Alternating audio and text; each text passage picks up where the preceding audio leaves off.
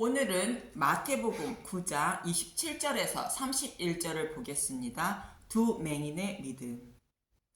예수님은 산상수훈의 말씀처럼 자신의 의를 통하여 구원받지 못하고 죄인들이 어떻게 죄를 사함받고 구원을 받아 부활하여 하나님 나라에 들어가는지를 1절에서 16절의 말씀을 통하여 알려주셨습니다. 이 세상의 모든 사람들은 낡은 옷과 낡은 가죽 부대가 새 포도주를 담지 못하는 것처럼 스스로 복음의 말씀을 듣고 믿어 구원을 받지 못한다고 말씀하시고, 그들에게 새 포도주인 복음의 말씀을 닮을 수 있는 새 마음을 주셔서 믿음에 이르게 하시고 구원해 주실 것임을 말씀하고 있습니다. 이처럼 자신의 백성을 낡은 옷과 낡은 가죽 부대로 비유하여 말씀하신 것처럼 맹인이며 말 못하는 자이며 각종 병에 걸린 사람들과 같다는 것으로 그들을 불쌍히 여겨주셔서 구원해 주시기 위하여 예수님이 오셨다고 말씀을 이어가고 있습니다. 본문의 말씀은 맹인을 고쳐주시는 내용인데, 맹인이 어떻게 눈을 뜰 수 있는지 알아보도록 하겠습니다. 본문 27절을 보겠습니다. 마태복음 9장 27절. 맹인들의 눈을 뜨게 하시다 예수께서 거기에서 떠나가실새 두 맹인이 따라오며 소리질러 이르되 다윗의 자손이여 우리를 불쌍히 여기소서 하더니, 두 맹인은 예수님이 다윗의 자손임을 알고 자신들을 불쌍히 여겨달라고 청합니다. 두 맹인은 앞을 보지 못하는 자들로 하나님의 백성인 유대인과 이방인 모두가 영적 맹인이라 말하고 있습니다. 이들은 낡은 옷과 낡은 가죽 부대처럼 복음의 말씀을 담을 수 없어 스스로 믿음에 이르지 못한다는 것입니다. 또 혈류병 여자처럼 아무리 혈류병을 치료하려고 해도 치료할 수 없다는 것을 맹인이라 표현하고 있는 것입니다. 그럼 언제부터 하나님 백성 모두가 영적 맹인이 되었는가? 창세기 3장 3절에서 5절을 보겠습니다. 창세기 3장 3절. 동산 중앙에 있는 나무의 열매는 하나님 말씀에 너희는 먹지도 말고 만지지도 말라 너희가 죽을까 하노라 하셨느니라. 창세기 3장 4절. 뱀이 여자에게 이르되 너희가 결코 죽지 아니하리라. 창세기 3장 5절. 너희가 그것을 먹는 날에는 너희 눈이 밝아져 하나님과 같이 되어 선악을 알 줄 하나님이 아심이니라. 아담과 하와가 뱀의 유혹에 넘어가 먹으면 반드시 죽는다는 말씀을 어기고 선악과를 먹음으로 영적 눈이 어두워지고 육적인 눈이 밝아졌다는 것으로 온 인류가 지옥에 들어가야만 하는 죽음에 이르게 된 것입니다. 죄의 싹은 사망으로 반드시 죽게 되었다는 것이며 스스로의 노력으로는 심판을 벗어날 수 없다는 것을 내포하고 있는 말씀입니다. 그래서 하나님은 메시아를 보내주셔서 죄를 대속해 주시고 그들을 하나님 백성으로 삼아 주신다고 약속하셨습니다. 그러나 사람들은 이 말씀을 기억하지 못하고 살았으며 심판을 받아 반드시 죽는다는 말씀도 기억하지 못하고 살았던 것입니다. 그래서 결국 노아의 심판으로 모두 심판을 받고 말았는데, 하나님은 노아에게 이렇게 말씀하십니다. 창세기 8장 21절. 여호와께서 그 향기를 받으시고 그 중심에 이르시되 내가 다시는 사람으로 말미암아 땅을 저주하지 아니하리니 이는 사람의 마음이 계획하는 바가 어려서부터 악함이라. 내가 전에 행한 것 같이 모든 생물을 다시 멸하지 아니하리니. 사람은 마음의 생각이 어려서부터 악하다는 것으로 죄를 범하지 않을 수가 없다는 뜻입니다. 심판을 받아 지옥에 간다는 것도 기억하며 살지 못하고 메시아를 보내어 구원하신다는 말씀도 기억하며 살지 못한다는 의미입니다. 쉽게 말하면 스스로 믿음에 이르지 못한다는 것으로 영적인 맹인들이라는 의미입니다.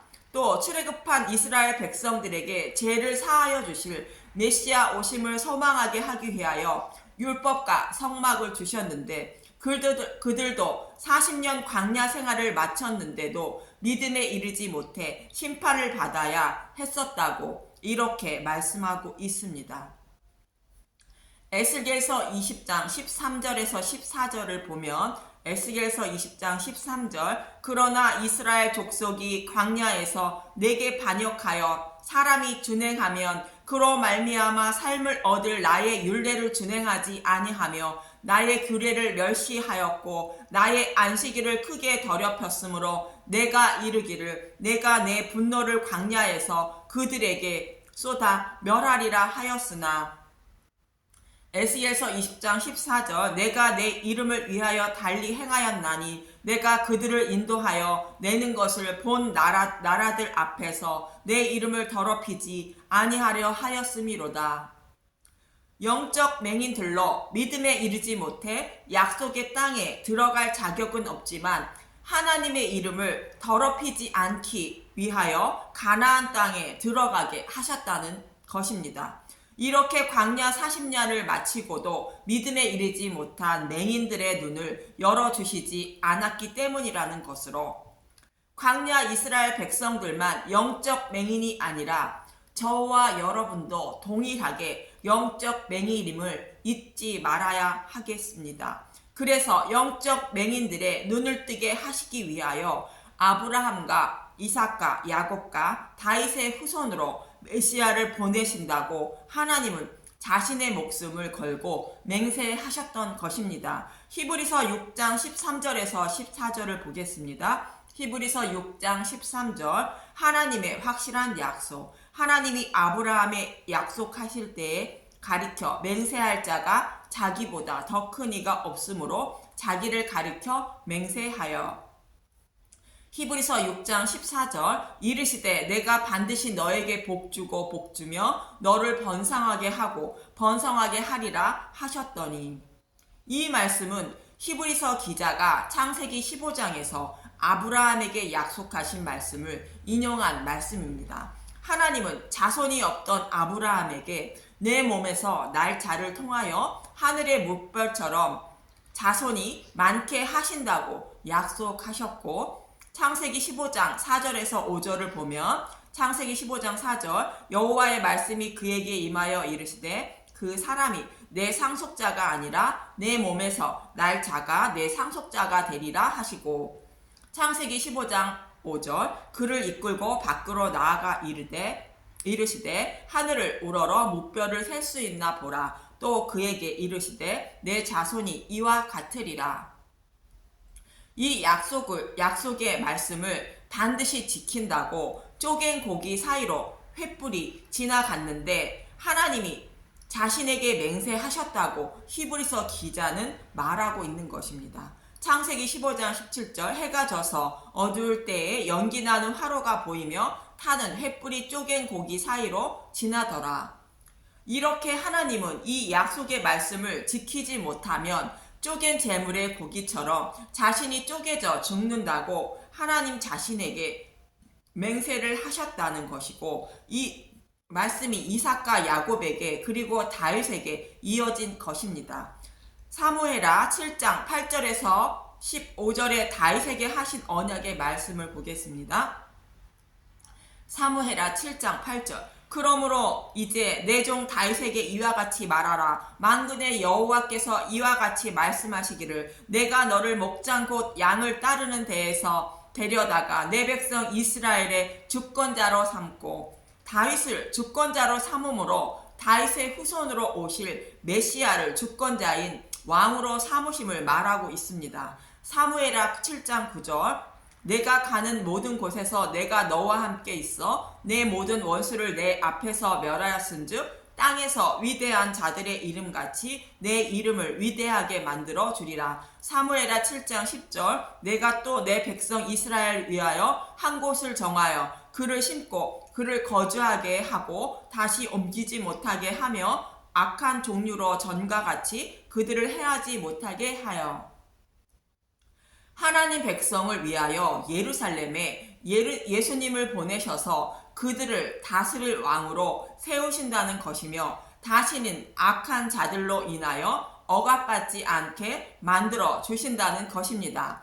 사무엘하 7장 11절 전에 내가 사사에게 명령하여 내 백성 이스라엘을 다스리던 때와 같이 아니하게 하고 너를 모든 원수에게서 벗어나 편히 쉬게 하리라. 여호와가 또 내게 이르노니 여호와가 너를 위하여 집을 짓고 사사시대는 자기 소견대로 여호와를 섬겨 징계를 받아 적의 침략을 받았는데 이제는 그렇게 하지 않으시고 영원히 전쟁이 그치게 하시고 평안히 살게 하신다는 것입니다. 그리고 하나님을 위하여 다윗이 집을 짓는 것이 아니라 하나님이 다윗을 위하여 집을 짓는다는 것으로 성령님을 보내주셔서 마음의 성전을 세워주신다는 뜻입니다. 그래서 다시는 자신의 백성을 사단에게 내어주시지 않고 전쟁이 그치며 평안히 살게 하신다는 것입니다. 사무엘하 7장 12절 내 수완이 차서 내 조상들과 함께 누울 때에 내가 내 몸에서 내 씨를 내 뒤에 세워 그의 나라를 견고하게 하리라. 다윗의 아들 솔로몬이 다스리는 나라가 견고하게 하시겠다는 뜻으로 다윗의 후손으로 오실 메시아가 세우시고 다스리는 나라가 견고하게 하시겠다는 말씀인 것으로 메시아를 보내주셔서 약속의 말씀을 반드시 지키시겠다는 말씀입니다. 사무엘하 7장 13절 그는 내 이름을 위하여 집을 건축할 것이요 나는 그의 나라 왕위를 영원히 견고하게 하리라. 솔로몬이 성전을 건축하고 그가 다스리는 나라가 영원하다는 것입니다. 다윗은 피를 많이 흘렸기 때문에 성전을 건축하지 못한다고 말씀하셨고 다윗은 성전을 지을 모든 재료와 설계도를 준비하여 솔로몬에게 주고 성전은 솔로몬이 세우게 됩니다. 이와 동일하게 예수님은 십자가에서 많은 피를 흘리시고 죽으시고 부활하심으로 성령님이 오셔서 하나님의 백성들에게 하나님이 거하실 처소인 마음의 성전을 세워주셔서 하나님을 사랑하게 만들어서 영원한 생명을 얻게 하시겠다는 것입니다. 이렇게 하심으로 사사기 때에 자기 소견대로 하나님을 섬겨 적의 침략을 받았지만 이제는 하나님의 뜻대로 섬기게 인도해 주심으로 전쟁이 그치고 평안히 살게 하신다는 것으로 예수님이 다스리는 나라가 영원히 견고할 것임을 말하고 있는 것입니다. 사무엘하 7장 14절 나는 그에게 아버지가 되고 그는 내게 아들이 되리니 그가 만일 죄를 범하면 내가 사람의 매와 인생의 채찍으로 징계하려니와. 그래서 하나님이 나의 아버지가 되고 나는 하나님의 아들이 된다는 것입니다. 아버지와 아들이라는 것은 한 가족과 같이 여겨주시겠다는 것입니다. 부모가 자식을 버리지 못하는 것처럼 아무리 죄를 범해도 징계는 하시되 버리지 않으시겠다는 것입니다. 사무엘하 7장 15절 내가 내 앞에서 물러나게 한 사울에게서 내 은총을 빼앗은 것처럼 그에게서 빼앗지는 아니하리라. 사울은 하나님이 사용하시고 버리셨지만 다윗에게는 그렇지 않으시겠다는 것입니다. 다윗처럼 한번 택하시고 마음의 성전이 세워진 사람은 곧 마음의 할례를 베풀어 주심으로 다시는 버리지 않으시겠다는 뜻입니다. 쉽게 표현하면 맹인인 저와 여러분의 눈을 뜨게 하셔서 믿음에 이르게 하시고 하나님 백성으로 삼아 주셔서 다시는 버리지 않으시겠다는 뜻입니다. 이렇게 아브라함에게 하신 약속의 말씀이 다윗에게 이어지는 것처럼 다윗의 후손으로 오실 메시아를 통하여 마음의 성전을 세워 주심으로 영적인 눈을 뜨게 하시고 믿음에 이르게 되어 하나님 백성으로 만들어 주셔서 다시는 사단에게 내어 주시지 않으신다는 것입니다. 그럼 다윗의 후손으로 오실 메시아가 어떤 일을 하신다고 약속하셨는가? 이사야 35장 5절에서 6절을 보겠습니다. 이사야 35장 5절 그때 맹인의 눈이 밝을 것이며 못 듣는 사람의 귀가 열릴 것이며 이사야 35장 6절 그때 저는 자는 사슴같이 뛸 것이며 말 못하는 자의 혀는 노래하리니 이는 광야에서 물이 솟겠고 사막에서 시내가 흐를 것임이라. 다윗의 후손으로 메시아가 오시면 맹인이 눈을 뜨게 되고 귀가 열리고 말 못하는 자가 노래를 하게 되고 저는 자가 뛰게 된다는 것입니다. 자신의 죄로 인하여 육적인 눈이 밝아지고 영적인 눈이 어두워졌지만 보는 눈과 듣는 귀와 깨닫는 마음을 주셔서 복음의 말씀을 깨닫게 되어 기뻐 뛰며 즐거워하고 이웃에게 이 기쁜 소식을 전하며 살게 된다는 것입니다. 이렇게 다윗의 후손으로 오실 메시아가 영적인 눈을 뜨게 해주신다고 약속하고 있고 이 약속의 말씀을 두 맹인은 들어 믿고 있었습니다. 믿음은 들으면서 난다고 로마서 10장 17절에 말합니다. 로마서 10장 17절 그러므로 믿음은 들음에서 나며 들음은 그리스도의 말씀으로 말미암았느니라. 이렇게 두 맹인은 예수님이 다윗의 후손으로 오신 메시아임을 알고 자신의 눈을 뜨게 해주신다는 약속의 말씀을 믿고 자신들의 눈을 뜨게 해달라고 간절하게 구한 것입니다. 본문 28절에서 29절을 보면 마태복음 9장 28절 예수께서 집에 들어가시매 맹인들이 그에게 나오거늘 예수께서 이르시되 내가 능히 이 일을 할 줄을 믿느냐 대답하되 주여 그려하오니이다 하니 예수님은 저와 여러분의 죄를 대속하여 주시기 위하여 십자가에서 죽으셨습니다. 그렇지만 저와 여러분이 영적 맹인인 것처럼 구원하실 하나님 백성이 모두 영적 맹인들인 것입니다. 그래서 예수님이 십자가에서 대속하신 것을 믿으려 해도 또 알고 있으면서 낡은 옷과 낡은 가죽 부대처럼 또 혈병 여자처럼 복음의 말씀을 간직하지 못하고 흘려보내어 스스로 믿음에 이르지 못한다는 것입니다. 이 사실을 잘 알고 있는 하나님은 아담과 하와에게 가죽옷을 입혀 주시는 것처럼 다윗에게 내가 너를 위하여 집을 세워 주시겠다는 말씀처럼 성령님을 보내주셔서 눈을 뜨게 하신다는 것입니다. 그래서 아브라함과 다윗에게 맹세하신 약속의 말씀을 이룰 수 있다는 것으로 예수님이 이 일을 해주실 것을 믿느냐고 두 맹인에게 묻고 계시는 것입니다.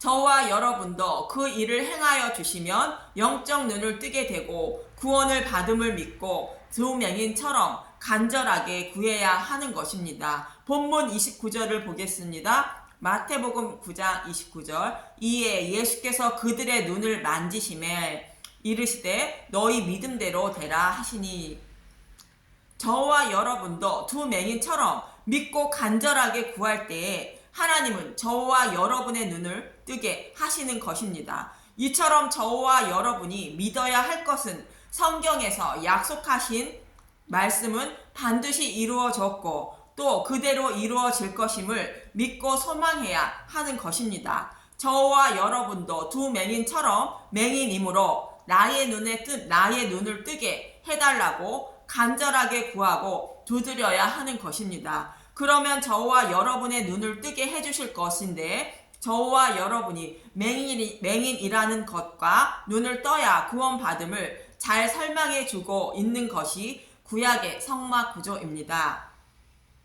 성막의 뜰에 있는 번제단을 지나 물두멍을 통과하여 성소에 들어가면 떡상과 곧 복음의 말씀을 향단과 예수님의 중보 기도로 등잔대가 빛이신 예수님이 있고 지성소에 들어가는 문은 휘장으로 곧 하늘문이 막혀 있습니다. 그리고 성소 안에는 빛이 전혀 들어오지 않기 때문에 등잔대에 빛이 없으면 아무것도 볼 수 없는 구조입니다. 그래서 등잔대에 빛이 없다면 떡상에 있는 떡을 먹을 수 없고 향단을 찾아 향의 불을 피울 수도 없는 것입니다.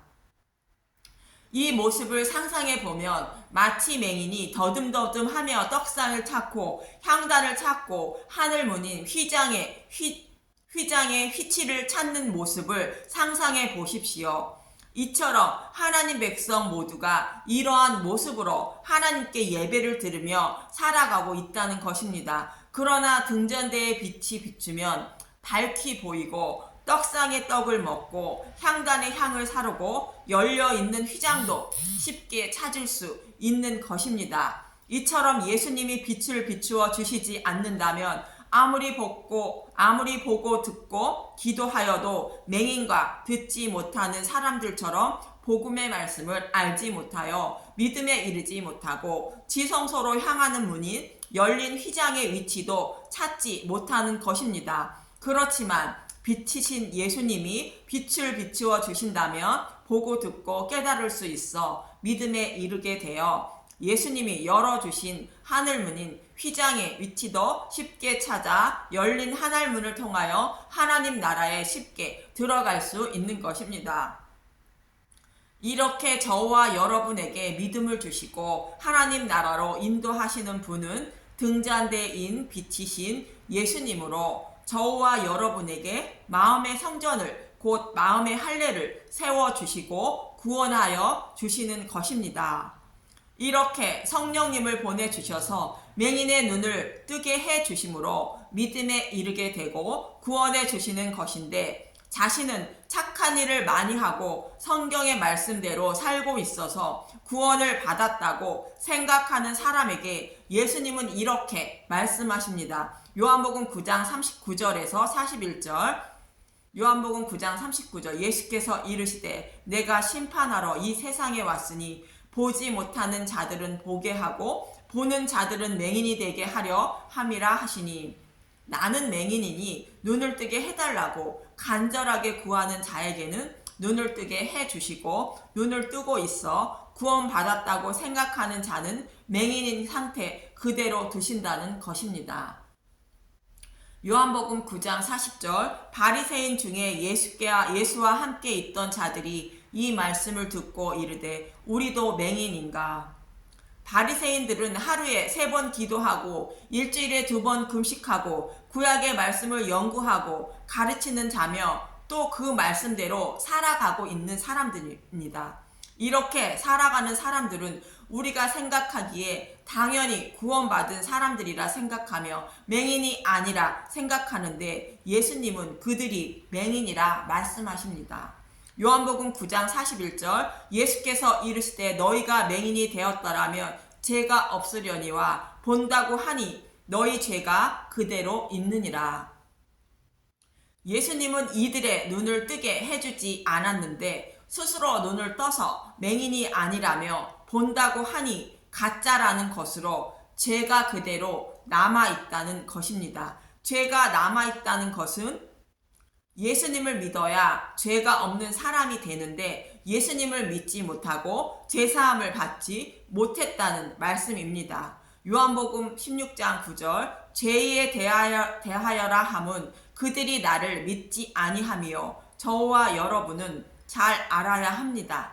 나 자신은 스스로 믿음에 이르지 못하는 맹인이며 예수님만이 나의 눈을 뜨게 하시고 믿음에 이르게 하셔서 구원해 주신다는 것을 알아야 합니다. 어떤 사람들은 회개하십시오. 죄에서 떠나십시오. 그래야 구원을 받습니다. 라고 외치고 있습니다.